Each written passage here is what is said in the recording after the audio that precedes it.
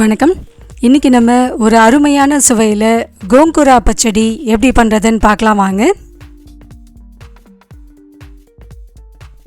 முதல்ல இதுக்கு தேவையான பொடி அரைச்சிக்கலாம். ஒரு பேனில் கொஞ்சமாக எண்ணெய் சேர்த்துட்டு 1/4 கிளாஸ் அளவுக்கு கடலை பருப்பை போட்டு வறுத்து எடுத்துக்கலாம்.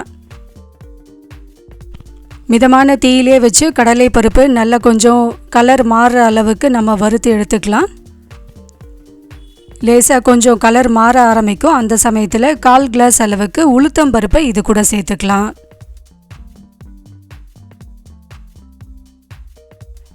கடலைப்பருப்பும் உளுத்தம் பருப்பும் நல்லா வறுபட்டுடுச்சு. இந்த சமயத்தில் ஒரு 6 பல் பூண்டு இது கூட சேர்த்துக்கலாம்.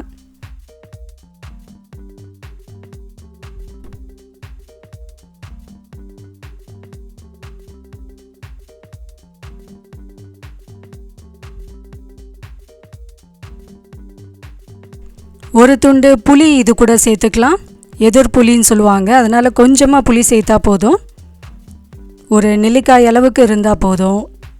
புளியும் சேர்த்து வறுத்துட்டு கொஞ்சமாக பெருங்காயத்தூளும் இதில் சேர்த்து வறுத்து எடுத்துக்கலாம். அடுத்து இதில் ஒரு 10 காய்ந்த மிளகாயும் சேர்த்து வறுத்து எடுத்துக்கலாம்.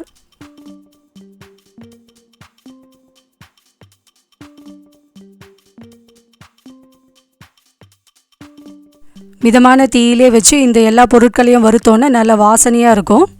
இதை லேசாக கொஞ்சம் ஆற விட்டுட்டு பொடி பண்ணி எடுத்துக்கலாம். அடுத்து இப்போ இதே பேனில் கொஞ்சம் தாராளமாகவே எண்ணெய் சேர்த்துட்டு சுத்தம் பண்ணி வச்சுருக்க இந்த புளிச்சக்கீரையை போட்டு வதக்கி எடுத்துக்கலாம். புளிச்சக்கீரையில் நான் அந்த சிகப்பு கலர் தண்டு இருக்கிற மாதிரி தான் கீரை எடுத்திருக்கேன். அந்த கீரையோட அந்த இலைகளை மட்டும் பறித்து எடுத்திருக்கேன். தண்டு போட வேண்டாம், இலைகளை மட்டும் பறித்து நல்லா சுத்தம் பண்ணிவிட்டு இப்போ இந்த எண்ணெயிலே போட்டு வதக்கி எடுத்துக்கலாம். கொஞ்சம் கொஞ்சமாக போட்டு இது மாதிரி வதக்கி எடுத்துக்கலாம். ஒரே நிமிஷத்தில் இது நல்லா சுருள வதங்கி வந்துடும். கொஞ்சம் லேசாக வதங்கின பிறகு மிச்சம் இருக்க அந்த கீரையும் போட்டு வதக்கி எடுத்துக்கலாம்.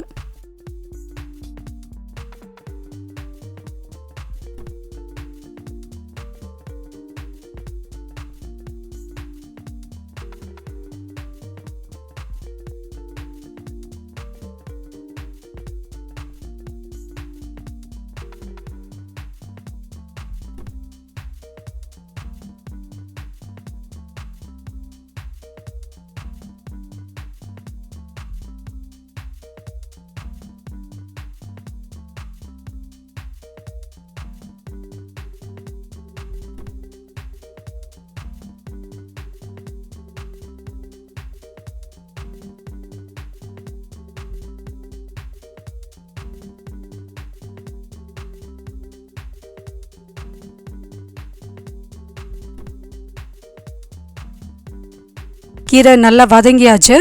கடைசியாக இதில் கொஞ்சமாக மஞ்சள் தூள் சேர்த்து வதக்கிட்டு இதையும் நம்ம மிக்சியில் போட்டு அரைச்சி எடுத்துக்கலாம்.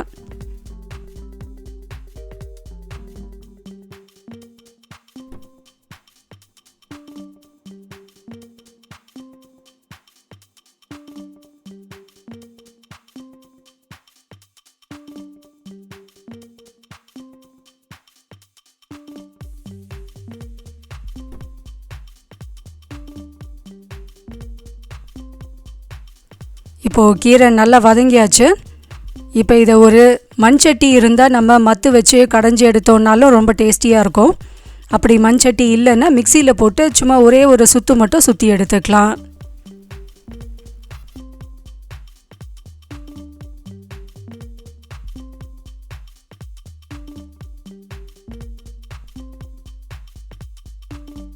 முதல்ல நம்ம வறுத்து வச்சுருக்க அந்த பொருட்களோட தேவையான அளவு உப்பு சேர்த்து இதை நல்லா பவுடர் பண்ணி எடுத்துக்கலாம்.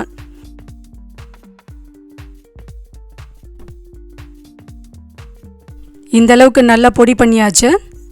இதில் நம்ம வதக்கி வச்சுருக்க கீரையும் சேர்த்துட்டு ஒரு பெரிய துண்டு வெல்லத்தையும் இது கூட சேர்த்து அரைச்சி எடுத்துக்கலாம்.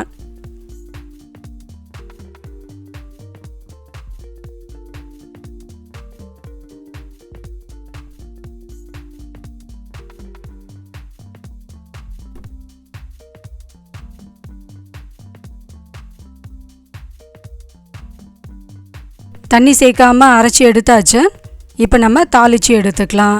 கொஞ்சம் தாராளமாகவே எண்ணெய் சேர்த்துட்டு கடுகு சீரகம் போட்டு பொரிய விட்டுட்டு நம்ம அரைச்சி வச்சுருக்க இந்த கீரை கலவையை இதில் போட்டு கலந்து விட்டுடலாம். இது கொஞ்சம் ஒரு நாள் பட ஒரு 10 நாளைக்கு கூட தாராளமாக வச்சு சாப்பிடலாம். அதனால் நம்ம இதை தண்ணி சேர்க்காமல் அரைச்சிருக்கோம். எண்ணெய் கொஞ்சம் தாராளமாகவே சேர்த்துக்கலாம்.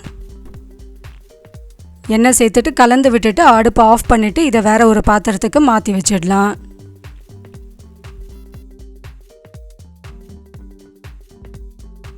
இதை ஃப்ரிட்ஜில் வச்சு ஸ்டோர் பண்ணிக்கிட்டோன்னா ஒரு 10 நாளைக்கு கூட கெடாமல் இருக்கும்.